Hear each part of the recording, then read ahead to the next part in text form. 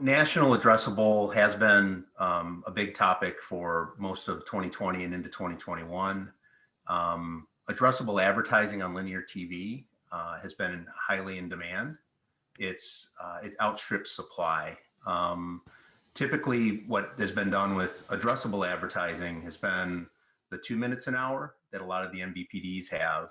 And what national addressable allows is it's a time for the programmers and the MVPDs to work together to make more of those national minutes available, the 14 minutes per hour.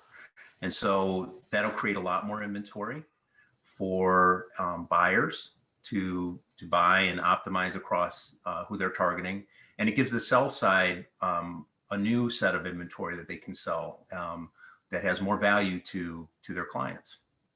So just go in a little bit more in terms of the kind of inventory that you think will become addressable in 2021.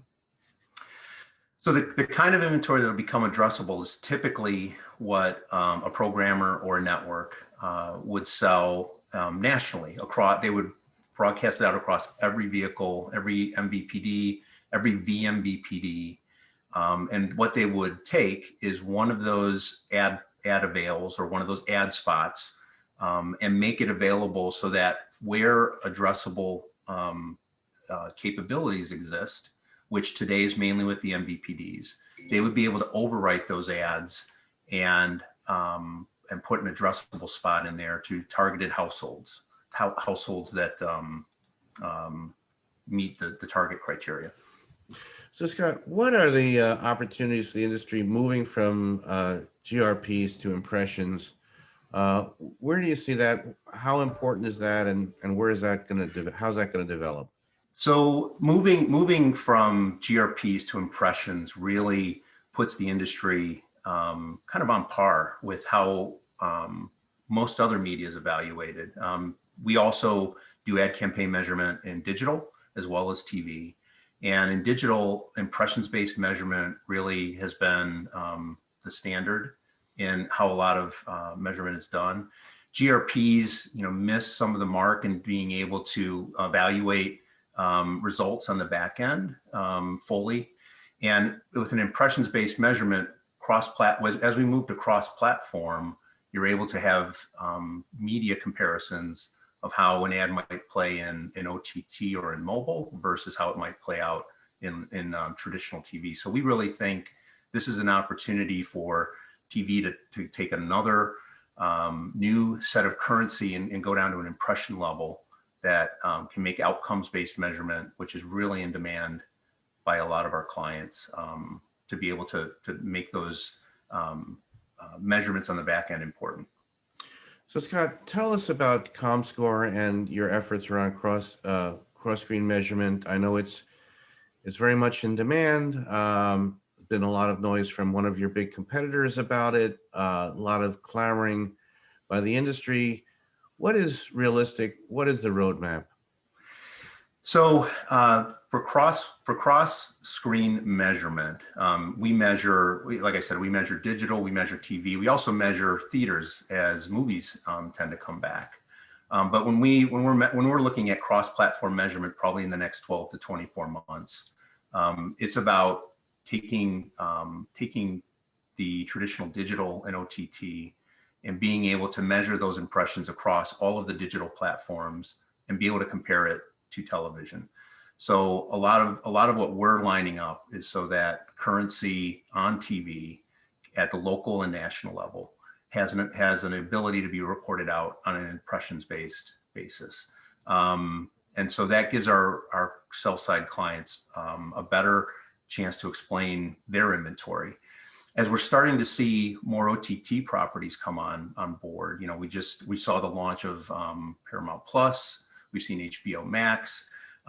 There's a lot of new vehicles that are coming out for serving content as well as ads. And the thing about a lot of the new platforms that are coming out is a lot of it is subscriber based. So there's not advertising on it. So a lot of our clients are trying to understand, in those environments where ads are being served in a cross-platform environment, whether it's television or digital, how can they find those homes or those devices that are carrying an ad load, and how can they make sure they're reaching them? That's what drives our cross-screen measurement. Great, Scott. Getting back to the topic of addressable and the future and where things are, you guys collaborated with a number of partners in an initiative led by Dish, a big Forrester report. Just share with us some takeaways from that report, why you participated in it, and what you hope the study brings. So the study brought together by Dish was great. Dish has been a partner of ours for probably 12 to 13 years, and they've been a leader in addressable advertising delivery. A lot of the partners that were part of the program really were a mix of industry participants in delivering addressable advertising. We had media partners, we had data identity partners, we had measurement partners like Comscore, and the Forrester report really did a good job at a point in time where we needed feedback from the industry and the buyers that are out there considering addressable. And I was pleasantly surprised that there is a lot of interest. There were a lot of categories that had people who are interested in addressable, and a lot that have already been trying it. It showed that there was a lot of demand for the inventory, and pretty consistently from every group. I think the three things that I took away was that there was interoperability that everybody wanted across the technologies. I think even today in addressable, there is a need to go to each different MVPD or each different addressable source, buy your inventory, and then pull reports together on your own. That was important. There's a desire to have more of the MVPDs working together as point number two. So technology working together is can I target my ads across the different platforms consistently? Can the MVPDs deliver reports to me consistently? And then last, can we get to a measurement standard, both in the way campaigns are delivered, like reach and frequency, like Comscore, or outcomes measurement, like Comscore and others do?